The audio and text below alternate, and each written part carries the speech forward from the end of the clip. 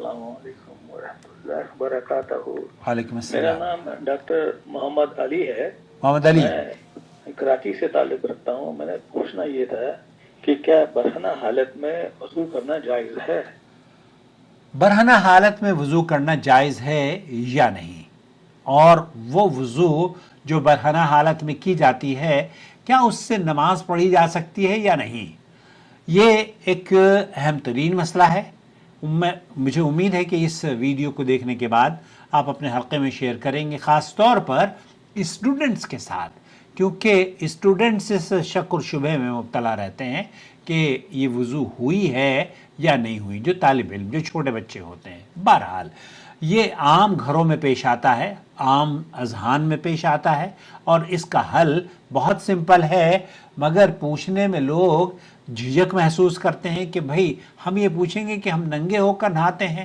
بہت سارے لوگ جو ہیں بھائی کپڑے پہن کر کون نہاتا ہے؟ اللہ کے بندے، سوال بہت اہم ہے، اور اسی لیے شریعت میں وضو ایک عبادت ہے، اور عبادت کے لیے سطر ڈھانپنا ضروری نہیں ہے۔ اس وضو کے لیے، اس شرطی، اس عبادت کے لیے، جو وضو جس کو کہہ رہے ہیں نا ہم، یہ وضو کے لیے تیاری ہے، یہ عبادت ہے۔ اگر کوئی شخص اپنے گھر کے باتھ روم میں اکیلا ہے، دروازہ بند ہے اور کوئی دیکھنے والا نہیں، تو ایسی صورت میں بغیر کپڑوں کے وضو کرنا اس کے لیے جائز ہے، اور یہی سماحت الشیخ محمد بن صالح عثیمین سے پوچھا جا رہا ہے۔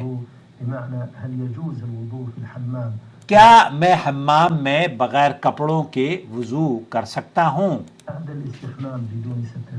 بدون ستر العورہ، جب عورت یا ہمارا جو شرمگاہ ہے وہ کھلی ہوتی ہے۔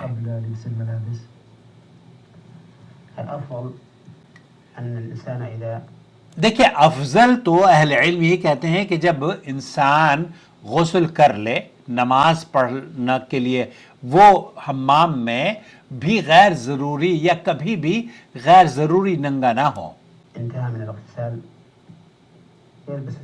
یلبس ثیابہ، اسے چاہیے کہ وہ اپنے کپڑوں کو پہن لے۔ کیوں؟ کیونکہ سنن ابو داؤد کی روایت ہے، ان اللہ احق ان یستحیا منہ، اللہ تعالیٰ اس بات کا زیادہ حقدار ہے کہ اس سے حیا کی جائے۔ اس لیے اہل علم یہ فرماتے ہیں کہ اگرچہ تنہائی میں وضو کرنا بالکل جائز ہے، آپ برہنہ بھی ہو سکتے ہیں، لیکن زیادہ احتیاط کا طریقہ یہ ہے کہ آپ غیر ضروری اپنے آپ کو ننگا نہ رکھیں، بغیر حاجت کے آپ مکشوف العورہ نہ ہوں، آپ ننگے نہ ہوں۔ لیکن اگر وضو کر لی ہے اس حالت میں کہ آپ کے کپڑے نہیں تھے، برہنہ تھے، جناب یا تو جنبی شخص ہو یا پھر حیض والی عورتیں ہوں، ایسی صورت میں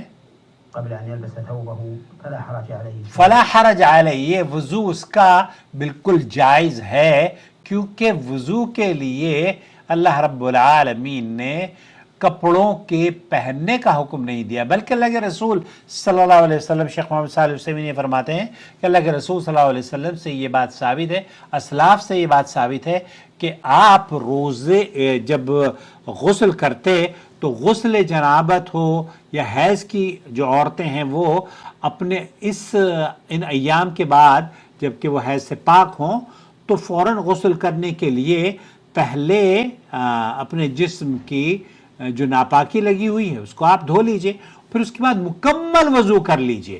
اچھا، مکمل جو وضو کیا ہے یا آپ کا جسم برہنہ تھا، آپ کا جسم ننگا تھا، تبھی تو آپ نے اپنے جسم کو نہانے سے پہلے اس کی جو گندگی لگی تھی وہ صاف کری ہے، اور پھر اس کے بعد وضو کیا ہے۔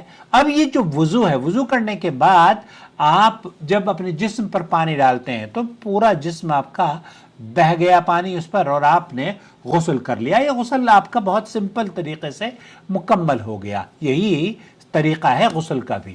تو آپ کی جو وضو ہے یہ وضو کافی ہے، وضو آپ کی، اب آپ باہر نکلے حمام سے اور اس وقت اپنے جسم کو ٹاول سے صاف کر کے कपड़े पहन लीजिए और इन्हीं कपड़ों में जब तक कि वज़ू ना आपकी टूट जाए तब तक आप नमाज पढ़ते रह सकते हैं। मुझे उम्मीद है वजाहत हो गई होगी।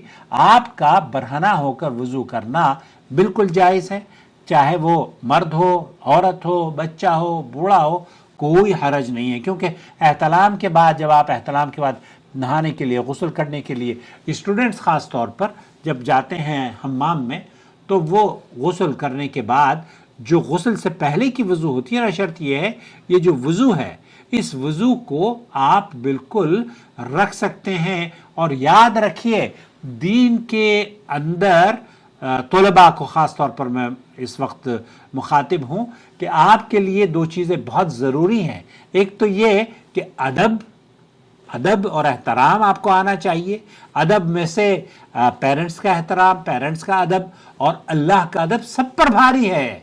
तो इसलिए आप अदब का तकाजा ये है कि गैर ज़रूरी अपने आप को बरहना ना रखें। नंबर 2, जब भी कोई चीज़ मालूम करें ना, तो दलील से मालूम करें कि दलील क्या है। और दलील ये है कि अल्लाह के रसूल सल्लल्लाहु अलैहि वसल्लम ने फरमाया, इन्नल्लाह हक़्क़ुन यस्तहिया मिन्हु, अल्लाह ताला इस बात का ज़्यादा हकदार है कि उससे हया की जाए। और अल्लाह के रसूल सल्लल्लाहु अलैहि वसल्लम जब गुस्ल फरमाया करते थे तो पहले अपने जिस्म को धो लेते जहाँ गंदगी लगी हुई है, फिर उसके बाद वज़ू, मुकम्मल वज़ू फरमाते। अब ये जो मुकम्मल वज़ू फरमाना है ना अल्लाह के रसूल सल्लल्लाहु अलैहि वसल्लम का, ये वज़ू के लिए काफ़ी है। इससे आप घबराएं नहीं, बरहना होने से न वज़ू टूटता है और न वज़ू में कोई खलल पैदा होता है। प्लीज़ इस वीडियो को ज़रूर शेयर करें किसी के अपने दोस्तों और अहबाब के साथ।